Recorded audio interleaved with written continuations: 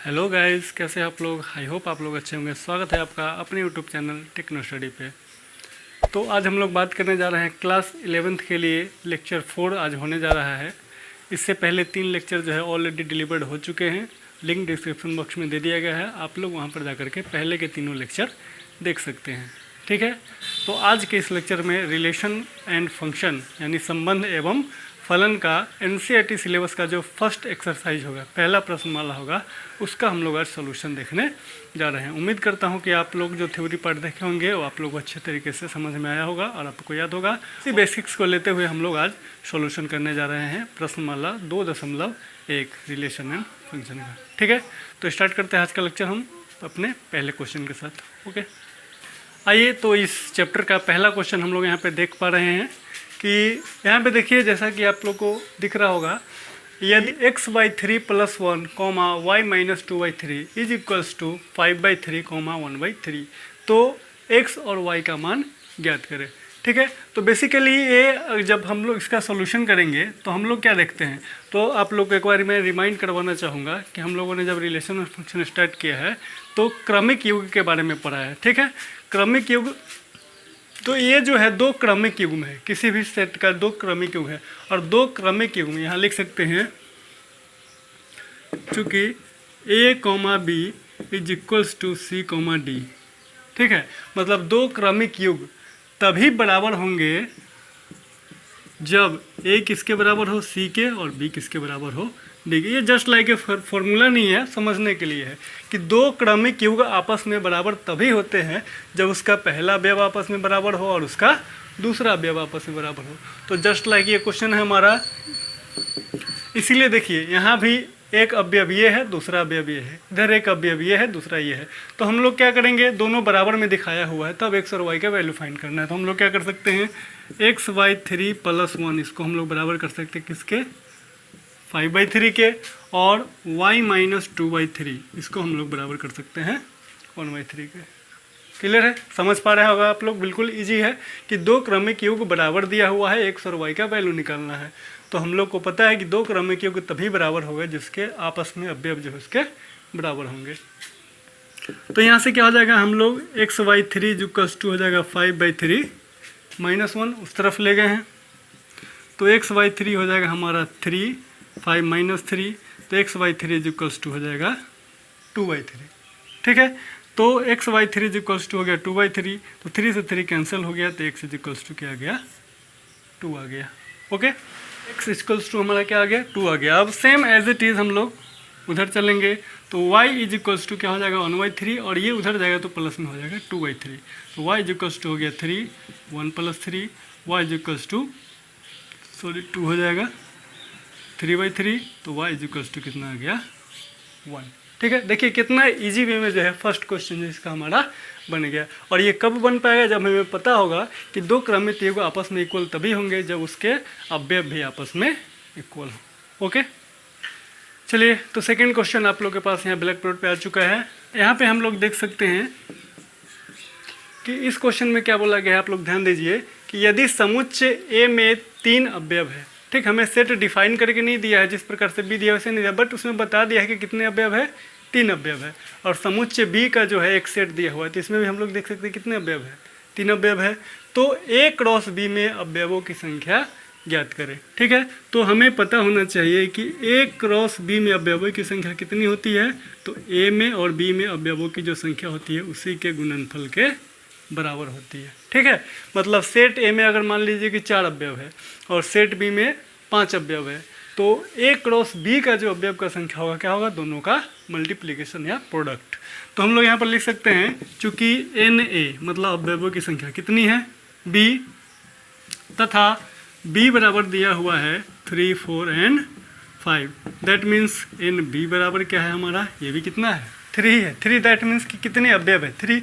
तो इसीलिए A cross B में जो अवयव की संख्या हो जाएगा वो कितना हो जाएगा, 3 × 3, तो इसका आंसर हो जाएगा 9।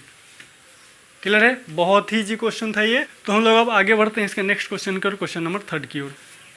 तो आइए हम लोग नेक्स्ट क्वेश्चन की ओर देखते हैं, बढ़ते हैं। इस क्वेश्चन में, क्वेश्चन नंबर 3 में देखिए आपको क्या दिया हुआ है कि यदि G, ठीक, वो बराबर है 7 और 8 के। इसको हम लोग कर्ली ब्रैकेट में लिखेंगे।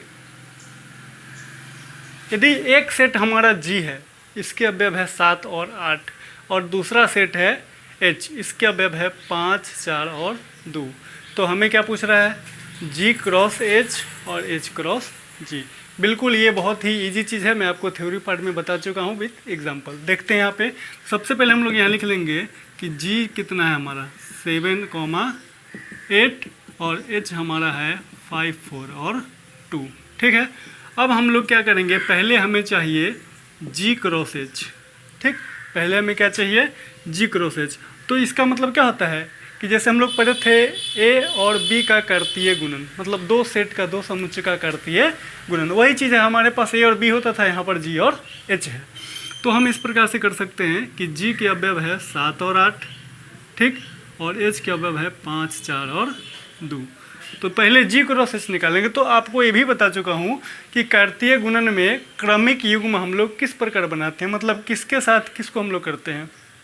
तो अगर आप लोग को याद हो तो जैसे इसके फर्स्ट एलिमेंट इसके सभी एलिमेंट के साथ अपना युग्म बनाएंगे, जोड़ा बनाएंगे, उसी प्रकार इसके दूसरे अवयव जो है सभी के साथ जोड़ा बनाएंगे, उसी तरह इसके तीसरे अवयव। तो हमारे पास इसमें 2 ही है, तो पहले 7 जो है सभी के साथ अपना जोड़ा बना लेगा, मतलब क्रमिक युग्म बना लेगा। उसी प्रकार 8, तो क्या हो जाएगा? तो ये हो जाएगा 7,5, ठीक। फिर 7 किसके साथ बनाएगा? 4 के साथ। फिर 7 बनाएगा 2 के साथ। अगेन अब हम लोग आएंगे 8,5, 8,4 और 8,2। ये हमारा बन गया जी क्रॉस एच। देखिए कितना बेसिक क्वेश्चन है, कितना इजी क्वेश्चन है, ठीक। और ऐसा भी नहीं कि ये डायरेक्ट मैं एक्सरसाइज करवा रहा हूँ, इससे पहले मैंने थ्योरी में बता चुका है और इसको पूरा क्लियर कर चुका हूँ विथ एग्जांपल। उसके बाद है एच क्रॉस जी। तो क्या अंतर है जी क्रॉस एच और एच क्रॉस जी? तो इसमें सेट में अंतर आ जाता है। एच क्रॉस जी का मतलब है पहले हमें एच के अवयव को लिखना है, तो हो जाएगा 5, 4 और 2, और तब लिखना है 7 और 8। ठीक उसी प्रकार से सेट बनेगा। कैसे? कि पहले इसके पहले अवयव को, इसको सभी अवयव के साथ जोड़ा, फिर दूसरे को सभी अवयव के साथ, फिर तीसरा। तो क्या हो जाएगा? 5,7, 5,8। उसके बाद आ जाएगा 4,7, 4,8। उसके बाद हो जाएगा 2,7 और 2,8। ठीक है, तो ये हमारा निकल गया एच क्रॉस जी। एकदम इजी क्वेश्चन है एंड इजी वे में आप लोग समझ सकते हो कि कार्तीय गुणन जिसे कहते हैं हम लोग कैसे फाइंड करते हैं। ठीक है, पहले भी कर चुके हैं, अभी भी एक्सरसाइज में कर रहे हैं। तो उम्मीद है आप लोग को समझ में आया होगा। तो हम लोग अब इसके अगले क्वेश्चन की ओर बढ़ते हैं, क्वेश्चन नंबर 4 की ओर। चलिए, तो हम लोग अगले क्वेश्चन की ओर बढ़ते हैं। हमारा क्वेश्चन नंबर जो 4 है, इसमें आप देख सकते हैं इसमें ट्रू और फॉल्स है। ठीक है, कुछ स्टेटमेंट दिया गया है, इससे हमें बताना है कि बताइए कि निम्न कथनों में से प्रत्येक सत्य है या असत्य। यदि असत्य है तो सही बना करके लिखें। ठीक है, हमें चेक करना है, एग्जामिन करना है कि दिया गया जो स्टेटमेंट है, कथन है, वो सही है या गलत है। ठीक, लेकिन अगर गलत है तो फिर आप उसको सही बना करके लिखें, ये हमारा सवाल कह रहा है। तो हम लोग चलते हैं सॉल्यूशन नंबर फर्स्ट में। सबसे पहले क्या बोला है? यदि एक सेट हमारा P है जिसके अवयव है M और N, और एक सेट Q है N और M, तो P क्रॉस Q यानी दोनों का जो कार्तीय गुणन है वो ये इस प्रकार से है। ठीक है, तो अभी अभी जस्ट सबसे पहले वाले क्वेश्चन में हम लोगों ने पढ़ा था, सेकेंड नंबर क्वेश्चन में, कि अगर सेट ए में कुछ अवयव है और सेट बी में कुछ अवयव है तो दोनों के कार्तीय गुणन का जो अवयव होगा दोनों के अवयवों के मल्टीपल के बराबर होगा। तो इसमें कितने अवयव हैं? 2। इसमें भी कितने हैं? 2। तो टोटल कितना बनना चाहिए? 2 × 2 4 बनना चाहिए। बट इसमें कितने क्रमिक युग बन रहा है? 2 ही क्रमिक युग बन रहा है, यानी कि ये कथन हमारा असत्य है। तो सबसे पहले लिखेंगे क्या है, ये असत्य है। ठीक है, हमारा 1 नंबर जो है वो क्या है? हमारा असत्य। अब अगर बोला गया था कि यदि असत्य है तो सही बना करके लिखें, तो कैसे लिखेंगे? असत्य है तो लिखेंगे चूँकि P बराबर है M, N और Q बराबर है N, M। ठीक है, कर्ली ब्रैकेट होता है यहाँ पे। इसीलिए P क्रॉस Q जब हम बनाएंगे, ठीक है, तो P क्रॉस Q कैसे बनाएंगे? M को पहले N के साथ रखेंगे, फिर इसी M को हम लोग M के साथ रखेंगे, फिर N को हम लोग N के साथ रखेंगे और N को किसके साथ रखेंगे? एम के साथ। तो जैसा कि आप लोग देख पा रहे हैं कि पी क्रॉस क्यू जो आया है उसमें कितने क्रॉमिक युग्म आ रहे हैं, 4 आ रहे हैं, जबकि इन्होंने क्या दे रखा था, 2 दे रखा था। दैट मीन्स कि ये कथन जो है वो गलत था। ठीक है, अब दूसरा नंबर सिंपली हमें जो है थ्योरेटिकल व्यू से इसको सॉल्व करना है। यदि ए और बी अरिक्त समुच्चय हो तो ए क्रॉस बी क्रमित युग्मों एक्स वाई का एक अरिक्त समुच्चय इस प्रकार होता है कि x belongs to A and y belongs to B. ठीक है, कहने का ये मतलब है कि हमारे पास 2 सेट होता है ए और बी। जब हम उसका क्रमिक युग्म निकालते हैं, ठीक है, जब हम उसका कार्तीय गुणन करते हैं तो क्रमिक युग्म हमारा पहले अवयव को हम लोग x से सूचित करते हैं और दूसरे अवयव को y से सूचित करते हैं। तो x जो है कहाँ पे बिलोंग्स टू, इसको पता बिलोंग्स टू मतलब x जो है किस सेट वाला होता है, जो क्रमिक युग्म का जो प्रथम अवयव होता है वो सेट ए का अवयव होता है और y का जो होता है वो सेट b का। जैसे आप लोग इस फर्स्ट वाले में देख सकते हैं। ठीक है, कि देखिए मान लेते हैं जैसे ए और बी था, वहाँ पर हम मान लेते हैं पी और क्यू है। तो जब हमने इसका कार्तीय गुणन किया तो जो क्रमिक युग्मन है उसका पहला जो है देखिए एम एन इसका है और दूसरा है एन और एम, ये किसका आ गया, सेकंड का। तो इसका मतलब ये कथन हमारा क्या है, सत्य है। और सत्य है तो हमें कोई एक्सप्लेनेशन देने की ज़रूरत नहीं, हमें एक्सप्लेनेशन उसी में देना है जो असत्य है। तीसरा नंबर पे चलते हैं। तीसरा में क्या बोला है, यदि ए बराबर इतना है बी बराबर इतना है तो A cross B cross phi बराबर फाई होगा। हमें ये बताना है कि क्या ये कथन उनका सही है या गलत है। तो आप लोग देख सकते हैं कि चूँकि ए बराबर दिया हुआ है 1,2, बी बराबर दिया हुआ है 3,4, तो ये हमको दिखाना है फाई। ठीक, तो कैसे दिखाएंगे, तो बी क्रॉस फाई पहले हम इसका यदि निकालेंगे, ठीक, यदि हम यहाँ निकालते हैं बी इंटरसेक्शन फाई, ठीक है, तो b इंटरसेक्शन फाई का जो वैल्यू होगा, ठीक, तो b का मतलब 3 और 4 अवयव और फाई जो होता है वो रिक्त समुच्चय होता है। ठीक है, फाई जो है हम लोग किसको सूचित करते हैं, रिक्त समुच्चय को, और रिक्त समुच्चय का साथ किसी का भी इंटरसेक्शन करेंगे तो उसका हमेशा आंसर क्या आता है, रिक्त समुच्चय ही आता है। ठीक, तो b इंटरसेक्शन फाई का क्या आ जाएगा, फाई। अब क्या करेंगे यहाँ पे, अब है a cross b intersection phi. ठीक है, तो अभी जैसे कि हम लोग जानते हैं कि अगर हम लोग किसी भी संख्या को 0 से मल्टीप्लाई करते हैं तो वो 0 ही आता है। उसी प्रकार से हम मान लेते हैं हमारे पास सेट ए है लेकिन b क्रॉस फाई का मान क्या चुका है, फाई, तो फिर इसको भी जब हम लोग करेंगे तो क्या हो जाएगा, a क्रॉस फाई, यानी इसका भी आंसर क्या हो जाएगा हमारा फाई। ठीक है, यानी ये थर्ड नंबर जो हमारा स्टेटमेंट है ये भी हमारा क्या है, सत्य है। ठीक है, तो तीसरा स्टेटमेंट भी हमारा क्या है, सत्य है। तो इस क्वेश्चन में 4 नंबर क्वेश्चन में 3 स्टेटमेंट दे रखा था जिसमें से हमने यहाँ पे फाइंड किया है कि पहला असत्य है, बाद बाकी सेकंड और थर्ड जो है वो सत्य है। ठीक है, उम्मीद है समझ में आया होगा आप लोग को। तो बढ़ते हैं हम लोग अगले क्वेश्चन की ओर।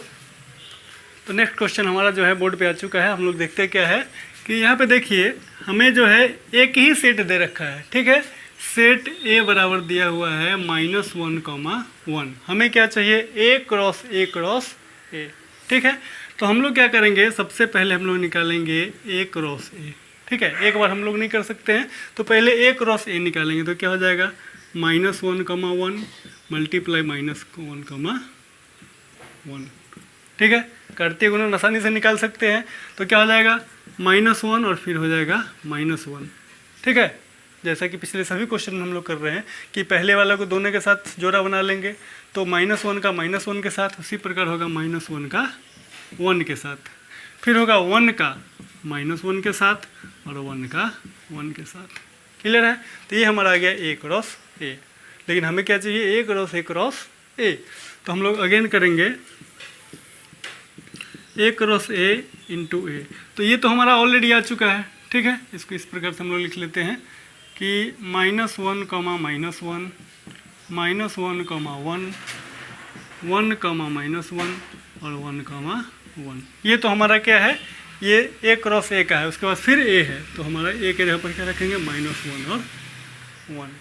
ठीक है, किस तरह के बताने से, अब देखिए अब इसमें चूँकि सिंगल है नहीं, क्रमिक युग्म है, तो जैसा कि मैंने आप लोगों को बताया है, आपका कॉन्सेप्ट क्लियर होना चाहिए कि इसको हम लोग क्या करेंगे, इसके साथ फिर इसके साथ, फिर इस क्रमिक युग्म का इसके साथ फिर इसके साथ। तो पहला अगर बनाएंगे तो क्या होगा, -1 और यहाँ भी क्या आ जाएगा -1। क्लियर है? तो इस क्रमिक युग्म का 1 के साथ हो गया, इसी क्रमिक युग्म का किसके साथ होगा +1 के साथ। तो क्या हो जाएगा -1 और 1, इसका कम हो गया। अब इस पे चलते हैं तो फिर क्या हो जाएगा -1 1 और -1 -1 1 और 1। ठीक है, इसका हो गया। अब इस पे चलते हैं 1 -1 और -1 और फिर इसी में 1 -1 और 1। ठीक, इसका भी हो गया। अब हम लोग आएंगे इस पर तो क्या हो जाएगा 1 1 और -1 और 1 1 और 1। ठीक है, तो ये जो है हमारा यही हमारा वैल्यू हो गया a इंटू ए यानी A क्रॉस A। क्लियर है? समझ में आया होगा कि जब भी हमारे ऐसा क्वेश्चन दिया जाए कि 3 बार प्रोडक्ट करना हो तो हम लोग पहले 2 बार करेंगे और उसका जो वैल्यू आएगा उसको हम फिर से एक तीसरे के साथ कर देंगे। ठीक है, तो हम लोग अब इसके आगे क्वेश्चन की ओर बढ़ते हैं। ठीक है, नेक्स्ट क्वेश्चन बहुत ही वन लाइनर क्वेश्चन है। हमें A क्रॉस B दिया हुआ है। ठीक है, A क्रॉस B हमें पहले से दिया हुआ है A, X A, Y B, X B, Y। ठीक है, A क्रॉस B यानी A और B का कार्टेशियन प्रोडक्ट जो है हमें दिया हुआ है। तो हमें बताना है सेट A के एलिमेंट और सेट B के एलिमेंट। ठीक है, तो जैसा कि अभी हम लोग बार बार एक चीज़ को रिपीट कर रहे हैं कि जो भी हम कार्टेशियन प्रोडक्ट बनाते हैं तो जो हमारा क्रमिक युग्म बनता है उस क्रमिक युग्म का पहला जो अवयव होता है वो सेट A का अवयव होता है और दूसरा जो अवयव होता है सेकंड पोजीशन पे जो होता है वो सेट B का होता है। तो आइए इसमें हम देखते हैं कि पहले स्थान पे क्या है, या तो A है या फिर B है, और सेकंड पे क्या है X है या फिर Y है। दैट मीन्स कि सेट A के अवयव हमारा क्या हो जाएगा A, B और सेट B का अवयव हो जाएगा X, Y। देखिए कितना इजी वे में बहुत ही आसानी तरीके से जो है ये बन गया। कॉन्सेप्चुअल क्वेश्चन है और वन लाइनर क्वेश्चन है। ठीक है, कि जब भी हमें क्रमिक युग्म यदि दिया हुआ है तो हम लोग सेट A के अवयव को बता सकते हैं और सेट B के अवयव को बता सकते हैं। ठीक है, तो चलते हैं हम लोग नेक्स्ट क्वेश्चन की ओर, क्वेश्चन नंबर 7 की ओर। चलिए गाइस, तो नेक्स्ट क्वेश्चन हम लोग देखते हैं। क्वेश्चन नंबर 7 क्या दे रखा है हमें। मान लीजिए कि सेट A के अवयव है 1 और 2, सेट B के अवयव है 1 2 3 और 4, सेट C के अवयव है 5 और 6 और सेट D के अवयव है 5 6 7 और 8। मतलब 4 सेट हमें दे रखा है।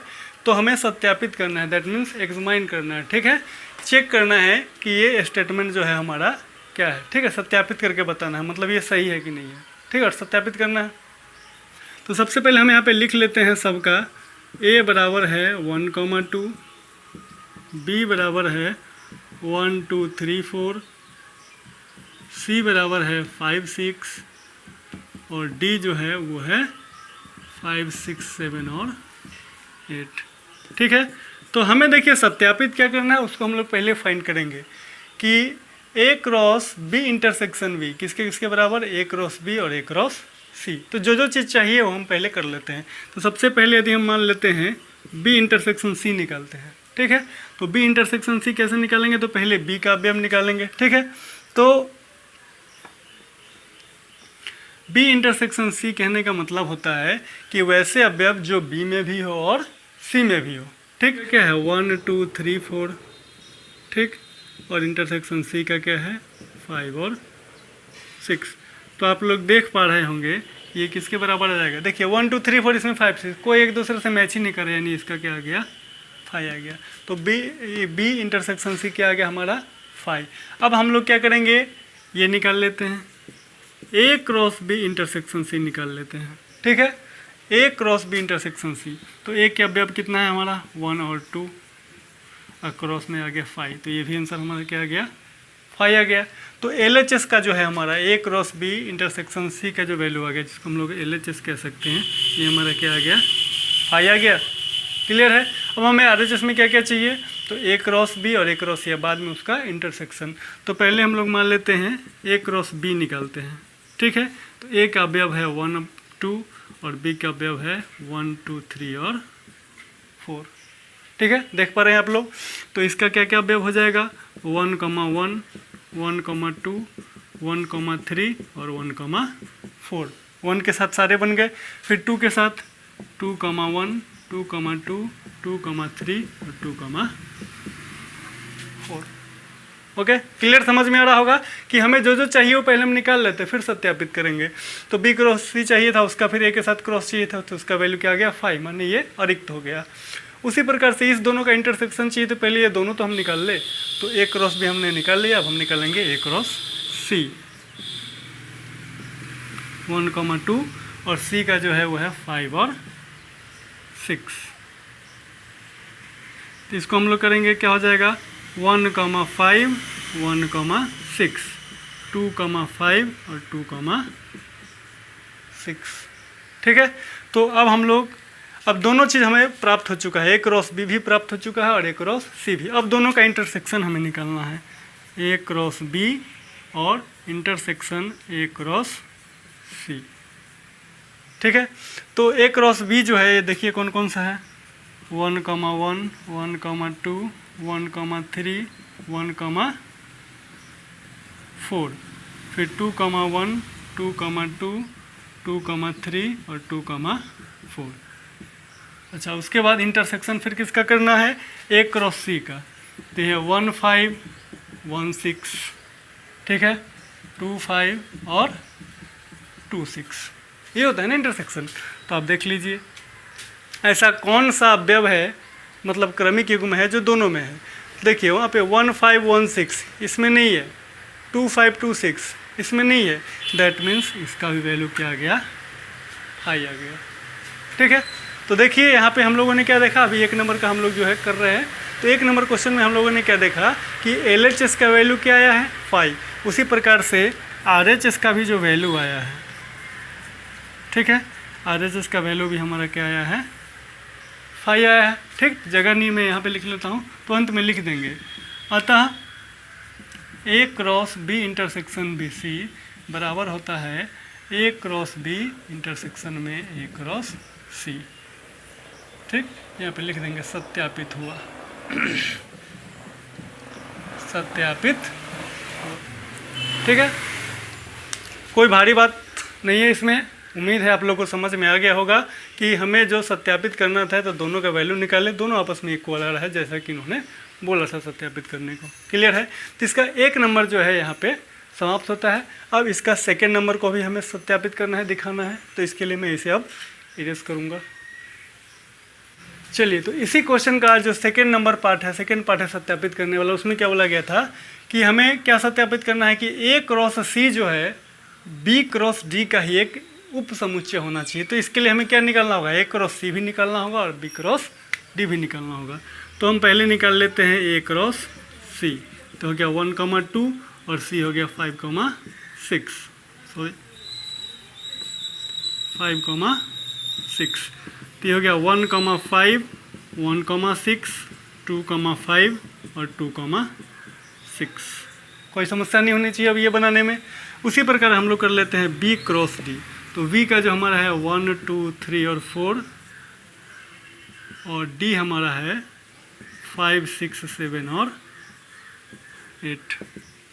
ठीक है, तो इसका क्रमिक युग्म बनाते हैं, तो 1 के साथ सभी बनेगा 1, 5, 1, 6, 1, 7, 1, 8, फिर 2 के साथ 2, 5, 2, 6, 2, 7, 2, 8, फिर किसके साथ 3 के साथ, ठीक, 3, 5, 3, 6, 3, 7, 3, 8 और उसके बाद 4 के साथ 4, 5, 4, 6, 4, 7, 4, 8।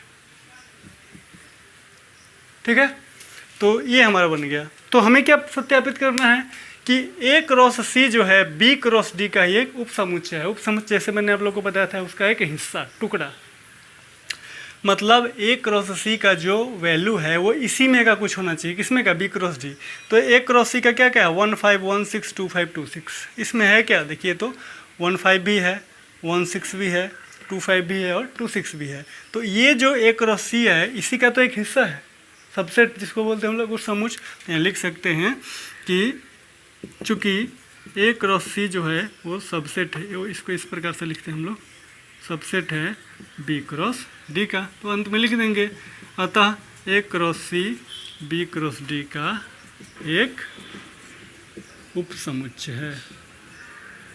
ठीक है, तो ये भी हमने सत्यापित कर लिया है। ठीक है, उम्मीद है आप लोग को समझ में आया होगा। तो ईजी वे में मैं आप लोग को बताता हूँ यहाँ पे सॉल्यूशन इसका। तो इस तरीके से 7 नंबर क्वेश्चन जो है वो यहाँ पे समाप्त होता है। अब हम लोग इस चैप्टर के नेक्स्ट क्वेश्चन की ओर बढ़ते हैं, क्वेश्चन नंबर 8 की ओर। चलिए आइए, तो नेक्स्ट क्वेश्चन के हम लोग देखते हैं कि यहाँ पे दिया गया है, मान लीजिए a बराबर है 1,2, मतलब एक समुच्चय दिया हुआ है, इसके अवयव है 1,2 और b के अवयव है 3,4। तो पहले तो a क्रॉस b हमें निकालना है और फिर a क्रॉस b में कितने उप समुच्चय होंगे ये हमें बताना है। ठीक है, तो यहाँ पर हम लोग लिख देते हैं a बराबर है 1,2 और b बराबर है 3,4। ठीक है, तो सबसे पहले हम लोग क्या निकालते हैं, इसका a क्रॉस b फाइंड कर लेते हैं। ठीक है, जैसा कि इन्होंने पूछा है हमें, तो हो जाएगा 1,2 क्रॉस 3,4। कार्तीय गुणन हम लोग यहाँ से निकालते हैं, तो क्या आ जाएगा, क्रमिक गुण हमारा 1,3 1,4 2,3 और 2,4। तो आधा आंसर हमारा आ चुका है। a क्रॉस b लिखने का था, उसके आगे बोला है a क्रॉस b में कितने उपसमुच्चय होंगे। तो यहाँ पर एक हमें फॉर्मूला याद रखना है, यदि अवयवों की संख्या n हो, ठीक है, तो कितने अवयव है इसमें, a में नहीं, क्योंकि a क्रॉस b का उपसमुच्चय पूछ रहा है, तो कितने अवयव कहलाएंगे, 1 2 3 और 4। ठीक, तो उपसमुच्चयों की जो संख्या होती है उसका फॉर्मूला होता है 2 टू द पावर n। ठीक, अतः a क्रॉस b में उप समुच्चयों की संख्या, अब आप लोग आसानी से बता सकते हैं, उप समुच्चयों की संख्या जो होगी कितनी होगी, 2 के पावर कितना हो जाएगा, कितने अवयव है, 4। ठीक है, ये n लिखा हुआ है 4, यानी कि कितनी हो जाएंगे 16, और वो हम लोग आसानी से लिख भी सकते हैं। ठीक है, चलिए तो अगले क्वेश्चन में हम लोग देखते हैं। क्वेश्चन दिया हुआ है कि मान लीजिए कि a और b दो समुच्चय हैं। ठीक है, दो सेट है जहाँ Na पहले में जो है अवयव की संख्या कितनी है, 3, और दूसरे में अवयव की संख्या है 2, और x, 1 y, 2 और z, 1 a क्रॉस b में हो, मतलब उसके कार्तीय गुणन में हो, तो a और b को ज्ञात करें। ठीक है, हमें जो फाइंड करना है क्या, a और b। तो यहाँ पर लिखेंगे, चूँकि a क्रॉस b का तो हमें ऑलरेडी जो है अवयव दे चुका है, क्या, x, 1 y, 2 z, 1। ठीक है, ये दे रखा है। अब हम लोग क्या जानते हैं कि किसी भी सेट का जो कार्तीय गुणन होता है उसके क्रमिक युग्म में प्रथम अवयव हमेशा सेट ए का एलिमेंट होता है, यानी कि अवयव होता है, और दूसरे स्थान पे जो हमें अवयव है वो किसके होते हैं, सेट बी के। तो लिख सकते हैं कि चूँकि x, y and z belongs to set A, मतलब सेट ए का होगा क्योंकि पहले स्थान पे है, और 1 और 2 बिलोंग्स टू डी, सीधी सी बात है। इसीलिए ए का हमारा अवयव क्या हो जाएगा, x, y और z, और b का अवयव हो जाएगा 1,2। और देखिए बोला था कि पहले में 3 अवयव होना चाहिए, तो x, y और z, और b में 2 होना चाहिए, तो 1,2। ठीक है, बिल्कुल वन लाइनर क्वेश्चन। जो भी क्वेश्चन इस चैप्टर में, इस प्रश्नमाला में है, वो बिल्कुल कंसेप्चुअल है, बहुत ही छोटा छोटा वे में है। ठीक है, तो ये सवाल जो है यहीं पे समाप्त होता है। अब हम लोग चलते हैं इसके अगले क्वेश्चन की ओर, तो मैं इसे अब अटैच करूँगा। तो नेक्स्ट क्वेश्चन देखिए क्या कहता है, कार्तीय गुणन a और a में 9 अवयव है टोटल। ठीक है, एक कार्तीय गुणन कोई भी होगा a क्रॉस a का, उसमें 9 अवयव है, जिसमें से -1,0 और 0,1 भी है। टोटल 9 अवयव है, जिसमें से हमें 2 अवयव दे रखा है। ठीक है, तो समुच्चय a ज्ञात कीजिए, पहला तो ये बोल रहा है। ठीक, और a क्रॉस a के शेष अवयव भी ज्ञात करें। क्लियर है बात। तो ऐसे हम लोग थोड़ा सा इसको दिमाग लगा सकते हैं कि a क्रॉस 1 में टोटल अवयव कितने हैं, तो 9 है, उसमें से दिया हुआ कितना है, 2 है। ठीक है, तो हम लोग यहाँ देखेंगे, यहाँ लिखेंगे चूँकि -1,0, ठीक, ये belongs to a cross a है, तथा 0,1 ये भी तो बिलोंग करता है किससे, ए क्रॉस ए से ही करता है।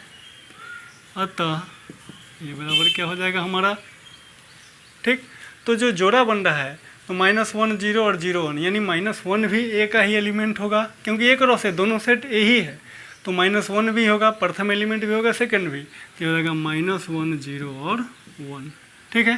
तो ये बोला था समुच्चय ए ज्ञात करें, तो पहला आंसर हमारा यहाँ आ चुका है। 9 अवयवों में से 2 क्रमिक युग्म हमें दे रखा था, उन 2 क्रमिक युग्म के सहायता से हम लोगों ने सेट ए के अवयव ज्ञात कर लिए कि क्या हो सकता है, -1 0 और 1। अब बोला है कि एक रो से के बाकी के जो अवयव है वो बताइए, तो हम लोग एक रो से फाइंड कर लेते हैं, ठीक।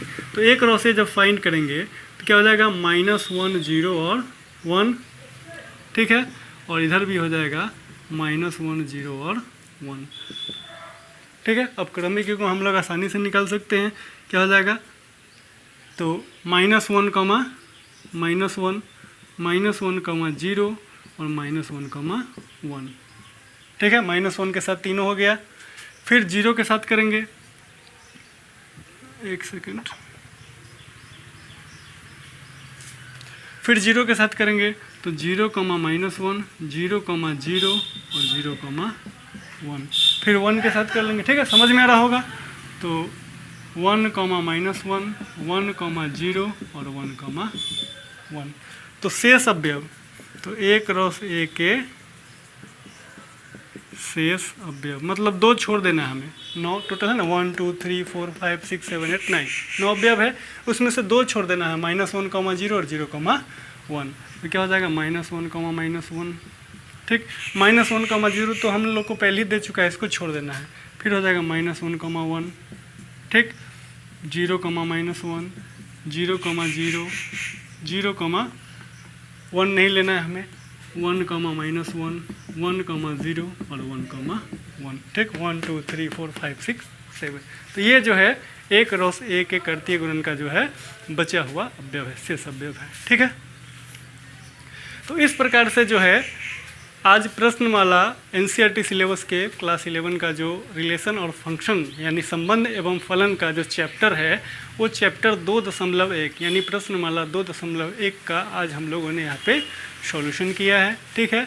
और मैंने कोशिश किया है कि आप लोग को बहुत ही बेसिक तरीके से और आसान तरीक़ों से इसको समझा सकूं, ठीक है। उम्मीद है आप लोग को समझ में आया होगा।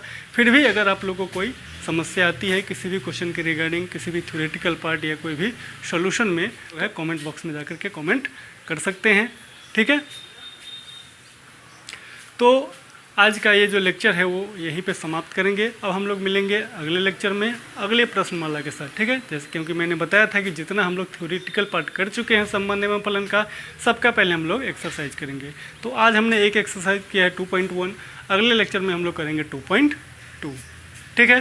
तो आज का लेक्चर आप लोग को अच्छा लगा हो तो वीडियो को ज़्यादा से ज़्यादा लाइक करें, शेयर करें और चैनल को सब्सक्राइब करें और बेल आइकन ज़रूर दबाएं ताकि आगे आने वाले वीडियो के नोटिफिकेशन जो है वो आप लोग को आसानी से प्राप्त हो सके। तो मिलते हैं अब अगले वीडियो में, तब तक के लिए जय हिंद।